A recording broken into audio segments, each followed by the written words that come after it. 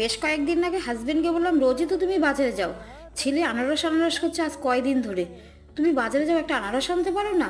কেন, সেদিন যে আনারস এনে খালাম, ও সেই দিন খেয়েছি বলে কি আর খাওয়া যাবে না?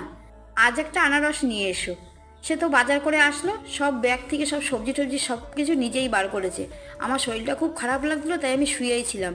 তা বাইরে দেখলাম যা মাছ সবজি ছিল সেগুলি আমি রান্নাবান্না করেছি। দুদিন পরে হাজব্যান্ডকেও বললাম, কি গো, আনারসটা তুমি আনলে না তাহলে? হাজব্যান্ড ফ্রিজ খুলে আনারসটা বের করে আমার হাতে দিয়ে বলল, নাও এটা সদ্গতি করো। এটা কোথা থেকে পেলে তুমি? কেন, আমি তো আনারস এনে ফ্রিজে রেখে দিয়েছি। তুমি ফ্রিজে রেখে দিয়েছো? আমায় বলবে তো একবার। তারপরে দেখলাম আনারসটা খুব পেকে গেছে। আমি আনারসটা কাটলাম, কেটে কয়েক পিস ওদের লবণ মাখিয়ে দিয়েছিলাম। আর বাকি আনারসটা ভাবলাম রাখলে তো পচে যাবে, তারপরে বাকি আনারসটাকে এইভাবে চাটনি করেছিলাম। খাওয়ার শেষে সবাই একটু চাটনি পেয়ে খুব খুশি হয়েছিল।